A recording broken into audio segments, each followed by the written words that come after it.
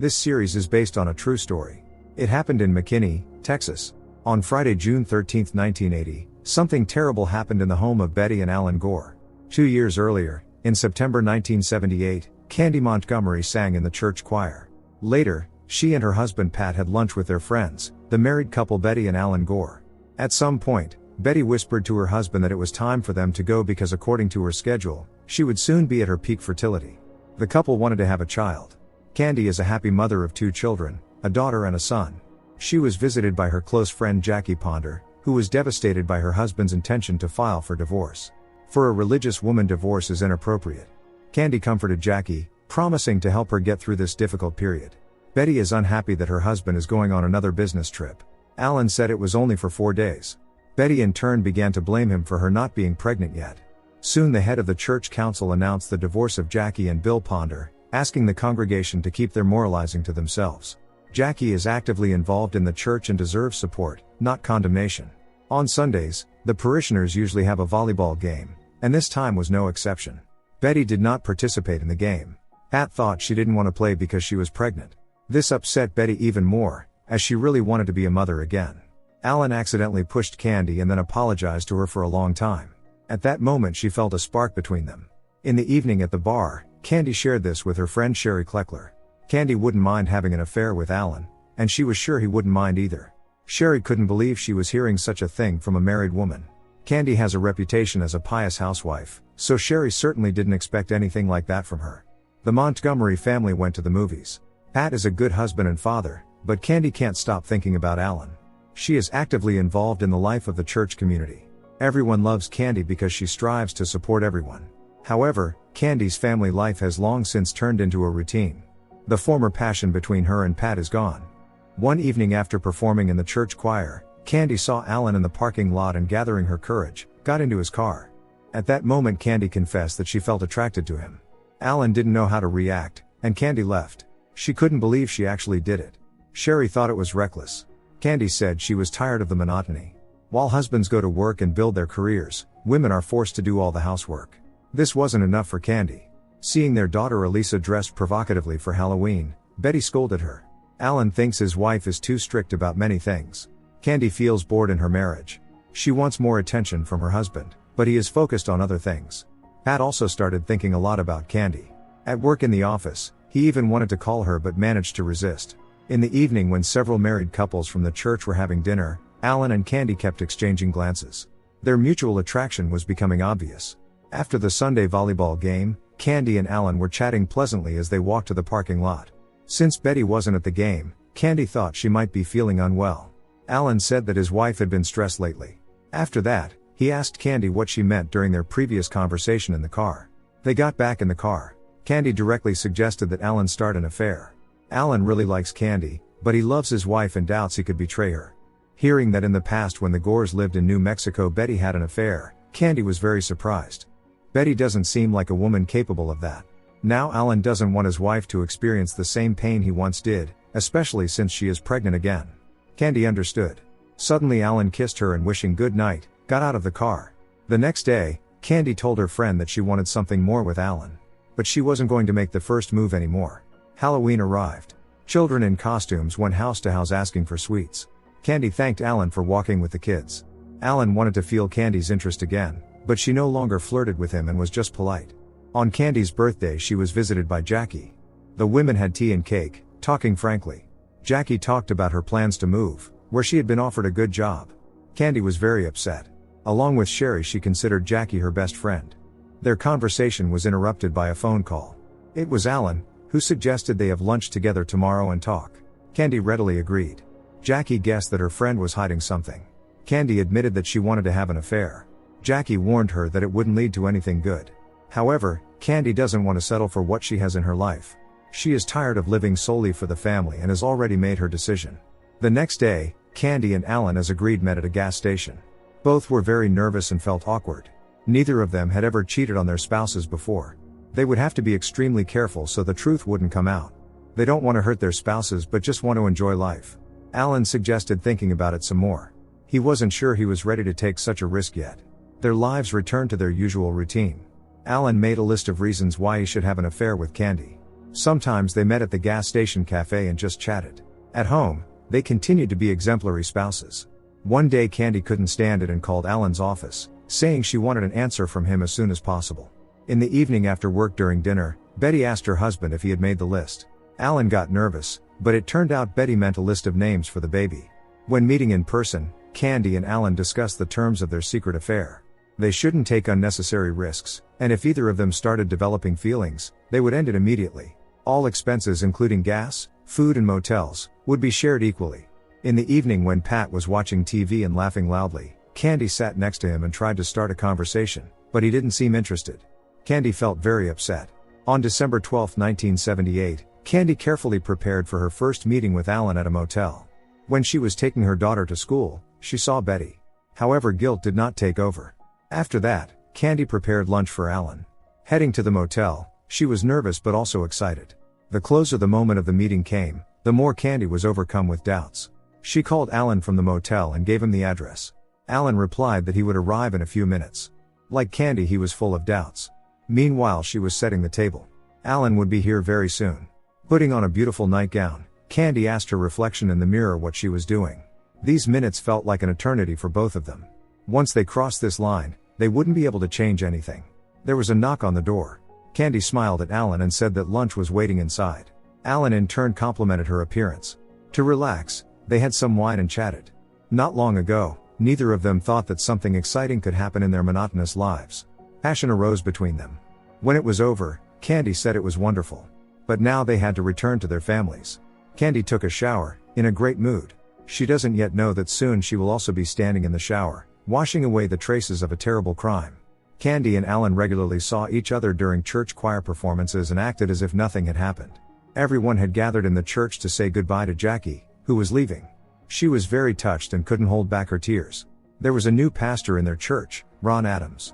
Betty thinks Ron is unworthy of being a pastor because no normal person would come to church in a bright orange jacket. However, all the parishioners will have to put up with it. At some point, Betty noticed Candy and Alan looking at each other and smiling. But Betty thought it was because they were both on the church council, so they knew church matters and didn't share it with others. Candy and Alan's secret meetings continue. He shared with Candy that lately, Betty has become irritable and often clashes with the young pastor. Sometimes Alan feels like a terrible person because while his wife is pregnant, he is spending time with another woman. Candy and Alan held hands, promising each other that they would not let their spouses experience pain. Meeting with Sherry at a cafe, Candy shared her impressions about her affair. Although Alan is not particularly attractive, she is drawn to him. Sherry is even a bit envious, but she wouldn't have the courage to do such a thing. The Gore couple visited the ultrasound doctor, who advised Betty to be less nervous. However, she continued to be irritable about everything. Now housework no longer burdens Candy as it used to. She lives in anticipation of each meeting with Alan. One day she asked him to tell her about Betty's affair, because it was so unlike her. Alan said he didn't suspect anything until the last moment, but Betty couldn't stand it and confessed everything herself. She never liked that her husband was always away on business trips. Unexpectedly, Candy suggested Alan go on a roller coaster. They had a lot of fun at the amusement park. Soon, a party was held at the Gore's house in honor of the upcoming baby. Of course, Candy was here too. The women gave Betty cute gifts. The parishioners do not respect the new pastor and are not shy about showing it. Later, Alan told Candy that Betty plans to leave the church. Betty will give birth soon, so Alan will have to be home more often. Candy understood. She doesn't plan to ruin Alan's marriage, but on the other hand it hurts her to realize that they will see each other less often. The last thing Candy wants is to fall in love with Alan, but it seems that's exactly what's happening. At home, Candy as always becomes a model wife, taking good care of her children and husband. Her marriage to Pat seems exemplary. Meanwhile, Betty's dislike for the pastor is growing, and she uses every opportunity to show it. Alan shares all his worries with Candy. He is sure that after the birth, Betty will become calmer. Suddenly Candy declared that she couldn't handle her feelings for him. She was afraid for herself and her family. Alan realizes that every time they meet, they are taking a risk, but at the same time he doesn't want to break up with Candy. She has brought something into his life that he was missing. Their affair has helped his marriage because he feels better. Soon Betty gave birth to a healthy daughter. Alan and Betty were happy, but his secret relationship with Candy continued. They led a double life. To celebrate the birth of their daughter, the Gores threw a party. Candy held little Bethany in her arms. Later, Candy congratulated Alan on the birth of the daughter. He said that they were planning to go to Kansas for a week to visit Betty's parents. This meant the next secret meeting would not be until Thursday. Candy tried his best not to show his disappointment. Betty's parents were very happy to see her family, while Candy continued to live a routine life with her husband and children. All this time she couldn't stop thinking about Alan. Soon the Gores returned. At the first opportunity Alan met with Candy. Pat noticed positive changes in his wife. Often he forgets how beautiful she is. Betty wants attention from the husband. After being refused she cried, thinking that Alan no longer loved her because of her weight gain. Later, Alan discussed this with Candy. He loves his wife but spends all his energy on Candy. Perhaps they should break up. Candy reacted very emotionally to this suggestion. Alan tried to explain to Candy as calmly as possible that their affair was negatively affecting his marriage. What was happening was wrong. Candy tried to return to her usual life, but now she had nothing that truly made her happy. In September 1979, she received a call from Alan after a long separation. Alan missed Candy very much, as she missed him. His relationship with Betty had worsened. The good news was that Alan got a new job. When he suggested having lunch, Candy agreed. Alan shared the problems in his marriage. He and Betty were going to start attending special therapy for married couples. Maybe it would help them. Candy agreed to look after their children while they were away for a few days. The Gores arrived at the place where the group therapy would take place. Many couples with similar problems had come here. The purpose of the therapy was for spouses to speak as openly as possible with each other. The Gores checked into a room. All this was new to them, but for the sake of saving their marriage, they were ready to take this step. Candy shared with Sherry that jealousy is unbearable for her. While Alan and Betty were working on their marriage, she had to look after their children. Sherry suggested her friend go to a nightclub tonight to take her mind off things. The open conversations required by the family therapy program helped Alan and Betty deal with the problems in their marriage. For the first time in many months, they were living as husband and wife again. Meanwhile, Candy and Sherry were having fun at the nightclub. Candy was wearing a stunning glittery dress. Betty and Alan looked happy. Upon their return they renewed their vows, sealing their union in heaven. For them, it was like a second wedding and a second chance at happiness.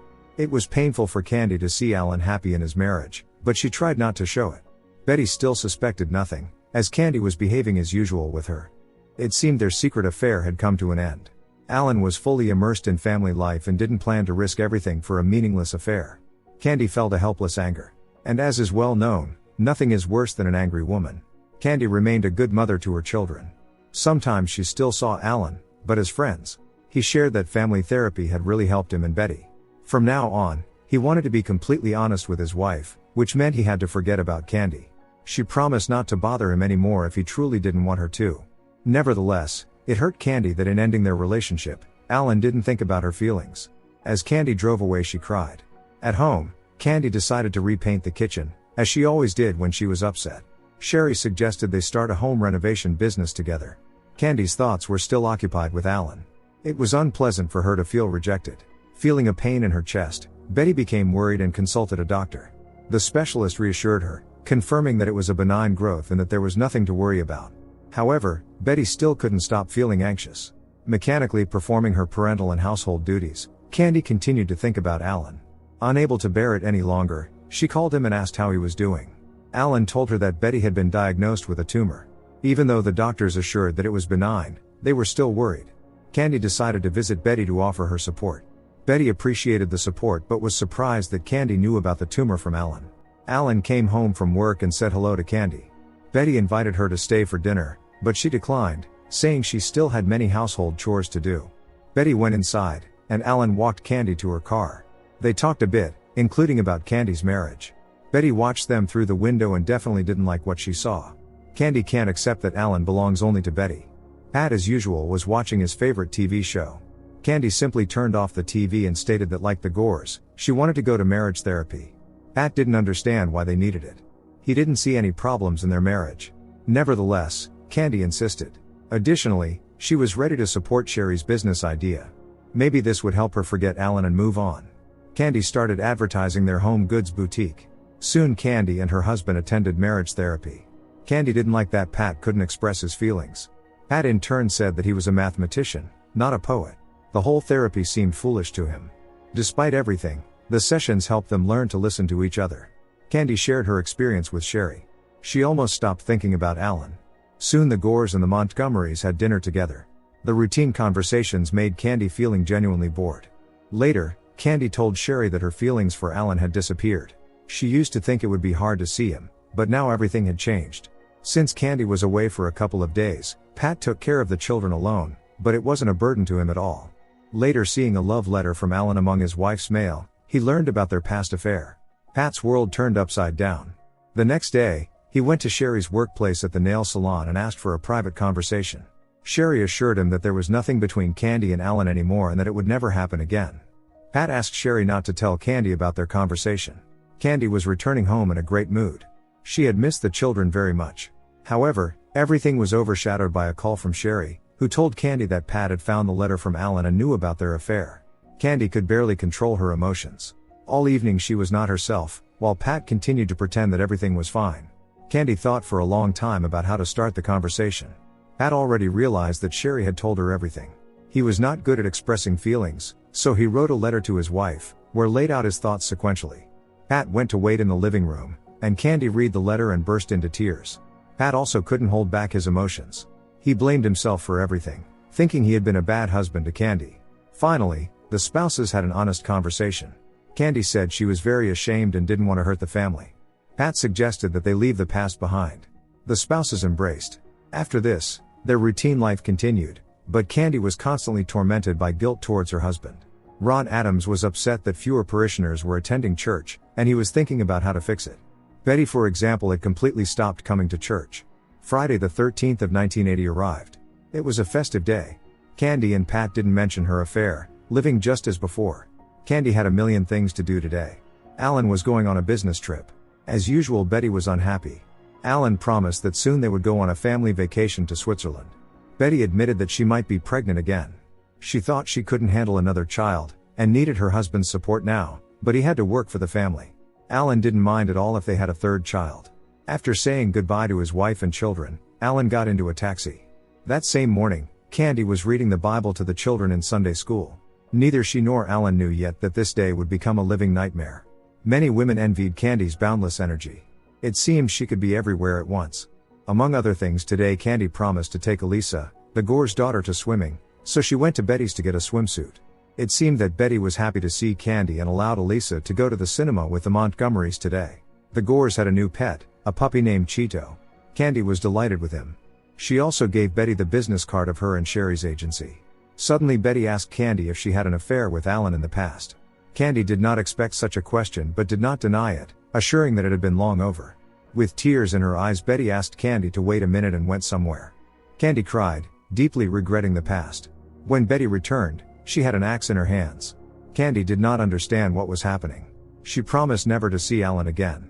The tension in the air became almost tangible. Betty told Candy that she would never give her Alan. Candy wanted nothing more to do with him anyway. She only allowed herself to calm down a little when Betty put down the axe. However, it immediately became clear that this was just the calm before the storm. When Candy started to apologize again, Betty suddenly pushed her, repeating that Alan would belong only to her.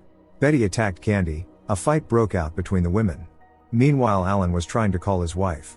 After some time, Candy left the Gore's house with wet hair and clothes. In a state of shock, she got into her car and, as she initially planned, was going to head to the mall to get a Father's Day card. Terrifying scenes still flashed before Candy's eyes. She had taken Betty's life and still couldn't believe it really happened. At home, Candy threw her clothes into the washing machine and showered thoroughly. Due to the shock, she was incapable of strong emotions. Then, putting on dry clothes, Candy went back to Sunday school. She had to act as if nothing had happened to avoid suspicion. Candy explained her tardiness by saying she had been chatting with Betty. It took immense effort for Candy to control her emotions. She just wanted to scream. In the supermarket with the children, she looked detached but did not let her emotions take over. At home, the first thing Candy did was make sure her clothes were washed. Then she called her husband and said that Elisa was going to the cinema with them today. The doorbell rang. Sherry stood on the doorstep, immediately sensing something was wrong with a friend. But Candy assured her that everything was fine.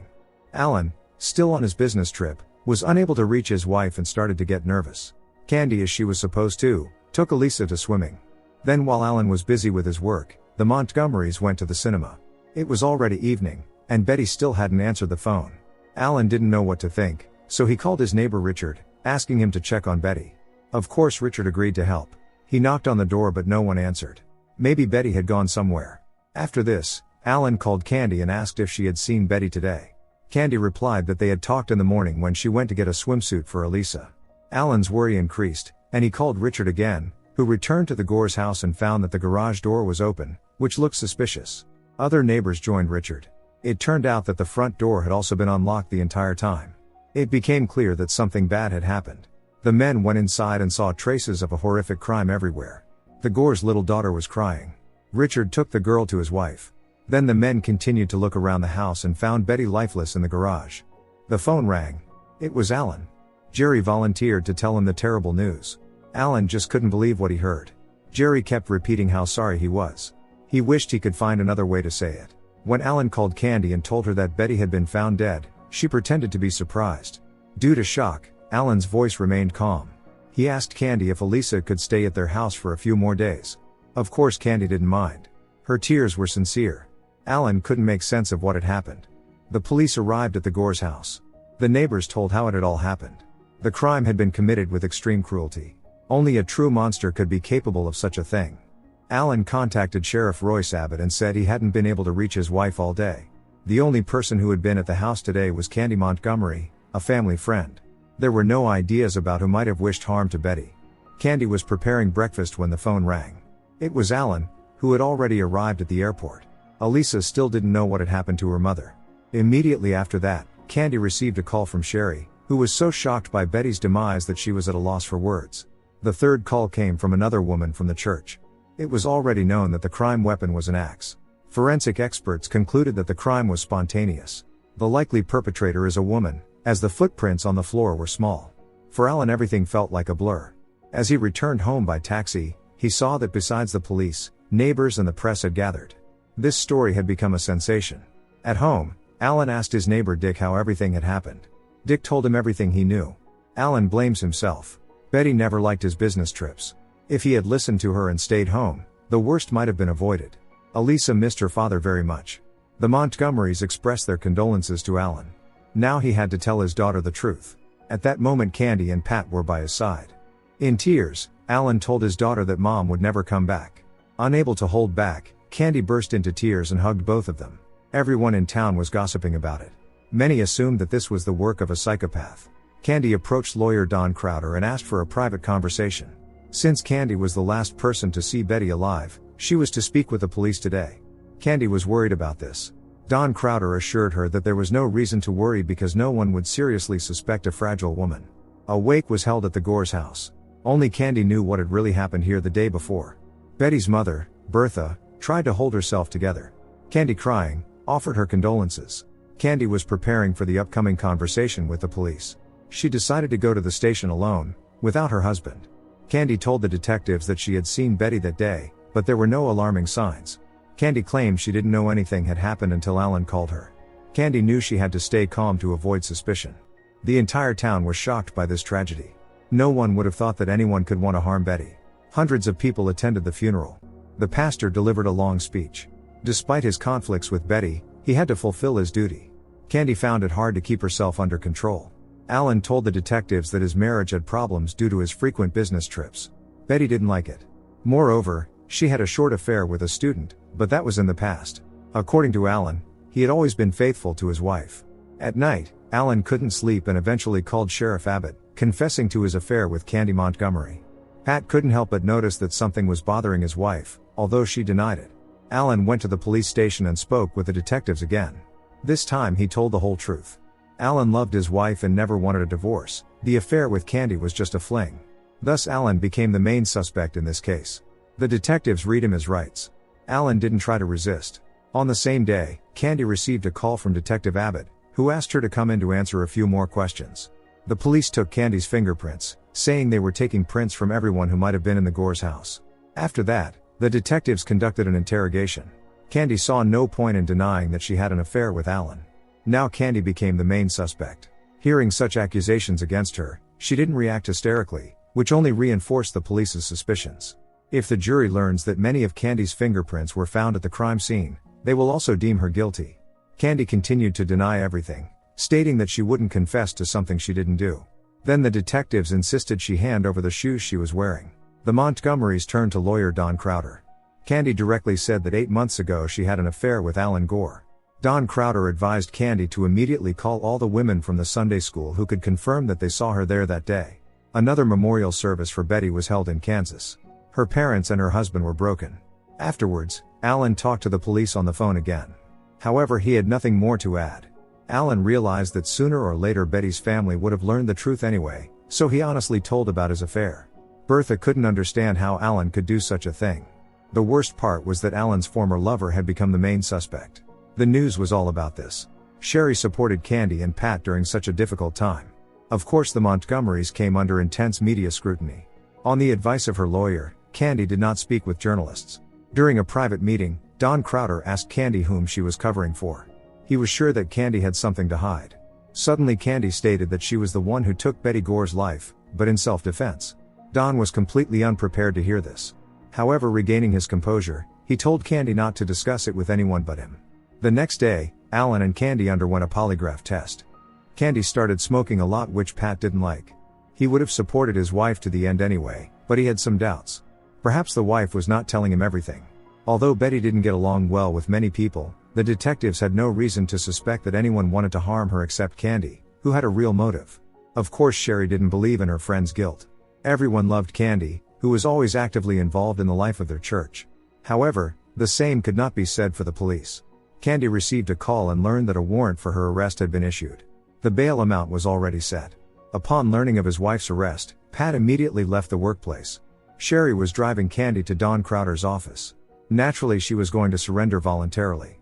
Don was going to defend Candy in court along with his colleague, Robert Udashin, who specialized in criminal law. It was now important for them to keep a cool head. The story of the housewife with an axe continued to be actively covered in the press. Judge Tom Ryan called Don Crowder and insisted that Candy be delivered to the police station right away. Don could no longer stall. Robert, who drove Candy, assured her that there was nothing to worry about. After posting bail, she would be released. The press had already surrounded the police station. Candy was charged and arrested. The lawyer was not allowed to accompany her.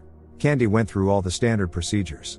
Learning that the judge had refused to accept bail due to the severity of the crime, Pat didn't know what to do. Don needed time to influence this. Alan followed the news of the case on television. He still blamed himself. Could Candy really be capable of such a thing? His thoughts were interrupted by the doorbell. Elaine Williams, an old friend, was standing on the doorstep. She brought Alan something to eat. Don made a statement to the press, not shying away from his words. The defense insisted that the police had fabricated the evidence, while the press continued to portray Candy as a monster. Pat didn't know how to help his wife. Meanwhile, Don Crowder instructed Candy to lose weight so the jury would believe she couldn't have attacked Betty. She should also change her hairstyle to a more conservative style. Don would personally choose Candy's outfits for the court hearings. In the eyes of the public, she needed to appear as a gray housewife. Candy was eventually released on bail. She refused to discuss the details of the case with her husband because that's what the lawyer advised. The spouses needed to support each other to get through this. Don Crowder called the pastor and said that if Candy were found guilty, it would destroy the church's reputation. That's why Ron Adams had to give the perfect characterization of Candy. 2 weeks later, the first court hearing took place, which Candy did not attend. Judge Ryan explained that playing games with the press was unacceptable, and that included the lawyers. Don Crowder behaved insolently with the judge and received a warning. Also, because of Don's behavior, Judge Ryan denied the motion to move the trial to another county. Of course, Candy was extremely upset. Jerry, who had come immediately after hearing about Betty's demise, was sure Candy was hiding something. Pat also felt that his wife wasn't being entirely truthful with him. Candy and Don planned to go to Houston to meet with renowned psychiatrist Dr. Fison. He might be able to help them win the case. Candy didn't like how everyone was staring at her. Pat demanded the truth from Robert, the second lawyer, but Robert refused, citing confidentiality. Dr. Fison hypnotized Candy, asking her to recall that fateful day. Crying, Candy screamed that she didn't need Alan and that Betty should stop touching her. Candy's emotions were running high at this point. Don was about to interrupt the session, but Dr. Fison gestured for him not to interfere and asked Candy to recall her childhood. Her emotions intensified. Don was astonished. To prove that Candy wasn't faking, the doctor told her she wouldn't feel pain in the next moment. Indeed, Candy didn't feel the needle pricks. This session confirmed that Candy wasn't a psychopath, she just snapped. That evening at dinner, Pat asked his wife what she had talked about with the doctor. Candy avoided answering. After the hypnosis session, she was surprisingly calm. The phone rang. Pat picked it up. It was Don Crowder, who thought Pat should know the truth. Listening to Don's words, Pat was speechless from shock. October 1980. Today begins the jury selection for the trial of Texas housewife Candy Montgomery. Sherry visited the Gores before the upcoming trial. Both Candy and Pat are very nervous. Sherry, who remains a good friend to Candy, will look after their children. Pat is not allowed to attend the trial. The press is closely following all the events. On the way, Candy asked Robert what it's like in a women's prison. He said it's better not to end up there. Candy took a long time to gather herself before getting out of the car. She was immediately surrounded by journalists.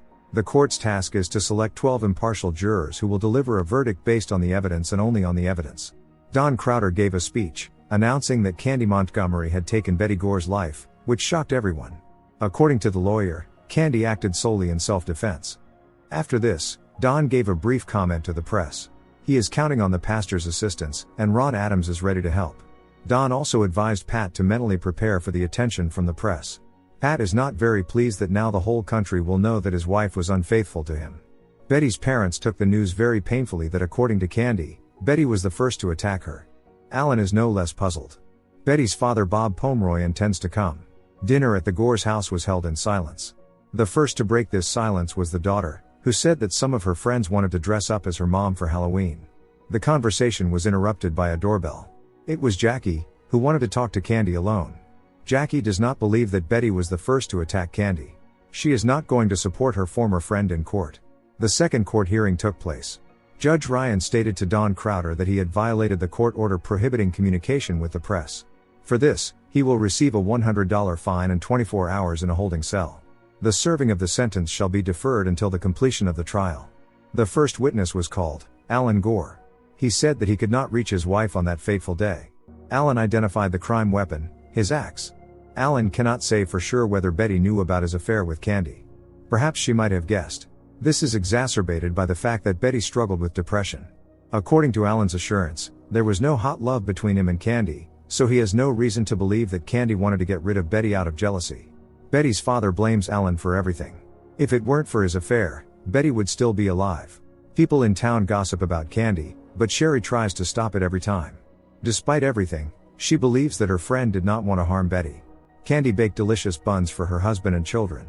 Before dinner, they said a prayer. Pat doesn't understand why he can't attend the trial. Candy irritably reminded him that it was the lawyer's decision. At the next court hearing, the Gores' neighbors who discovered the body testified. Then the women from the church testified. According to them, Candy behaved quite normally that day.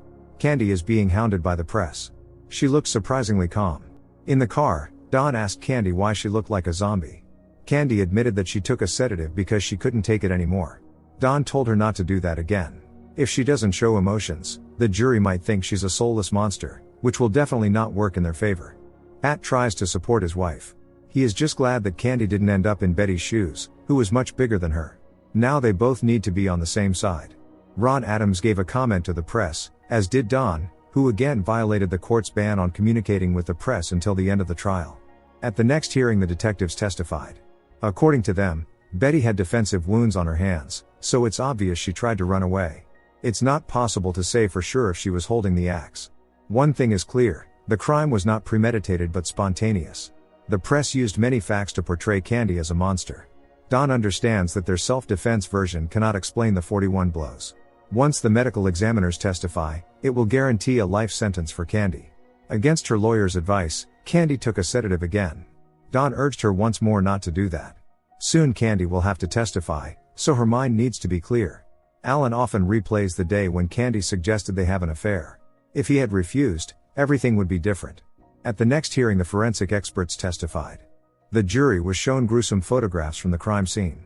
Hearing the horrifying details, Bob Pomeroy broke into tears. While the expert continued answering the prosecution's questions, Candy struggled to remain calm. The expert stated that he had never encountered such brutality before. Next, the word has passed to the defense. Candy was in a difficult position, and Don Crowder tried to salvage the situation. The expert did concede that it could not be ruled out that Betty Gore might have attacked Candy Montgomery first. It was now Candy's turn to testify. Don Crowder requested the judge's permission to postpone this until tomorrow, as Candy was not in the best state, but Judge Ryan only gave them 10 minutes. Candy was well aware that her fate would depend on what she said. Don advised her not to omit any details. If anyone thought she was hiding, they would lose. Along with journalists, People with placards urging Candy to beg God for forgiveness gathered outside the courthouse. Candy returned to the courtroom. For her, everything seemed like a blur.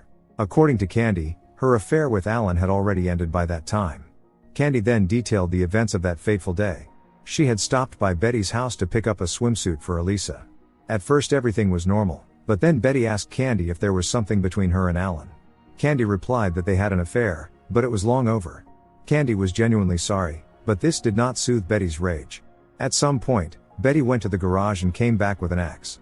Candy didn't want to believe that Betty was seriously threatening her life. But when Betty attacked, Candy had to defend herself. Things went too far. Listening to this, Bob couldn't stop crying. Candy assured that she had no intention of harming Betty, it was simply what the circumstances demanded. When Betty stopped showing signs of life, Candy walked around the Gore house and then took a shower. At that moment Candy couldn't yet grasp what had happened. She only thought about behaving normally and doing all her planned tasks. At the trial, seeing the axe that was the crime weapon, Candy couldn't hold back and burst into tears. This was exactly the effect Don Crowder wanted to achieve. It was time for the prosecutor to ask questions. The prosecutor's primary concern was whether Candy thought about the Gore's little daughter as she left their house. Candy replied that she couldn't think about that. She only wanted to pretend that nothing had happened. However, this did not convince the prosecutor, and he showed the defendant exhibit number 13, a fallen lens from her glasses. This indicated that Candy's claim about Betty locking the garage and thereby cutting off her escape route was a lie. The attorney repeatedly objected, but the judge overruled each objection. The prosecutor concluded that Candy was a very good liar since she managed to deceive her close ones and all the churchgoers. After the hearing, Don and Robert argued about what to do next. They had overlooked one piece of evidence, the lens, and this could turn against them. Don decided that they needed to call Dr. Fison to testify in court. That night, Candy had a nightmare where the mother handed her a knife and told her to defend herself. Candy woke up in a cold sweat. Suddenly at midnight the doorbell rang. It was Don Crowder who said that plans had changed. Now the lawyer wanted the defendant's husband to testify as well. Pat did so, stating in front of the jury that he had forgiven his wife for the affair. Pat was convinced that Candy had an affair with Alan primarily because she lacked a friend. She was not a cruel person and did not mean any harm. Dr. Fison stated that Candy likely acted in a state of dissociation. But this did not mean that Candy had a mental disorder. Don Crowder accused the judge of bias because when the prosecution called their witnesses, the court did not intervene. For this comment, Judge Ryan increased Don's fine by another $100 and extended his sentence to 3 days. Dr. Fison told the court about the hypnosis session with Candy. It turned out that in the distant past, Candy had already had episodes where she partially lost control in stressful situations. Additionally, Candy was a person who worried greatly about what others thought of her. Dr. Fison concluded that Candy Montgomery had no conscious intention of harming Betty Gore. The witness was handed over to the prosecution, which did not believe that Candy's uncontrollable rage justified her actions. During the break, Don told Candy that they had to do everything to make the jury sympathize with Betty as little as possible. Candy didn't like this, but it was their only chance of winning. Church members testified, describing Betty as not a very friendly woman. The pastor said she often snorted disdainfully during his sermons. In contrast, Candy was described by the pastor as cordial. For yet another insult towards the judge, Don Crowder was sent to the holding cell for a day, but Robert arranged for his colleague to be released earlier than the set term. Not everyone believes it's right for Don Crowder to make Betty look bad in court, because she certainly didn't deserve it. But Don is just doing his job. Watching the news on TV, Alan didn't know what to feel. Did Candy really act in self-defense? Could Betty have attacked first? Alan turned off the TV. He is now supported by Elaine. He cannot be in court until the closing arguments, so the TV is his only source of information. Alan feels guilty. If it weren't for his affair, nothing would have happened. Elaine said he couldn't have foreseen this and kissed him. Don Crowder is preparing for another hearing. He is determined to win. In court, he stated his view of events. Candy had no plans to harm Betty. Until Betty lost her temper, Candy showed no signs of aggression. In a critical situation, Candy committed the crime under the influence of adrenaline. The lawyer is convinced that a guilty verdict in this particular tragedy is not the right decision, unlike the prosecutor, who believes that Candy Montgomery should be fully held accountable for her actions. 41 blows don't look like self-defense. Everyone is wondering what the outcome of the trial will be. Alan put himself in the hands of fate, believing that whatever happens will be for the best. Until the verdict is delivered, the Montgomery children will stay with Sherry. Candy can't wait for all this to be over so they can finally return to normal life. However, Pat believes that they have no chance for a normal life here. If Candy is acquitted, They should move out of McKinney immediately. The next day, it was revealed that the jury had finished their deliberations ahead of schedule. This made Dawn Crowder anxious. Soon the judge prepared to announce the sentence. Candy closed her eyes, trying to cope with her anxiety. The judge ordered her to stand and read the verdict, declaring Candy not guilty. Neither Candy, nor Alan, nor the prosecutor could believe it. Candy and Pat hugged in the courtroom. As they were leaving the courthouse, journalists bombarded them with a million questions. 8 days later, the Montgomery family was getting ready to move to Georgia. Sherry came to say goodbye to her friend. Sherry was one of the few who had supported Candy all this time. Candy also wanted to say goodbye to Alan and ask for his forgiveness. She truly did not want things to end this way. Alan was ready to forgive Candy. They wished each other happiness in life. This made Candy feel relieved. Now she was ready to start fresh with her husband and children. As they drove past the motel where she used to meet Alan frequently, memories flooded over her. But she was ready to let go of the past. Next, the voiceover tells us about the real characters of this story. Pat and Candy divorced after moving to Georgia. Alan Gore married church organist Elaine Williams. They later divorced. Betty's parents adopted their granddaughters. Alan married a third time and lives in Maine. Don Crowder ran for governor of Texas in 1986. He passed away voluntarily in 1998. It turned out that Betty Gore was not pregnant at the time of her demise. Candy Montgomery became a family counselor in Georgia. Don't forget to subscribe to our channel not to miss more exciting new products. Also, the authors will be pleased if you leave your opinion in the comments.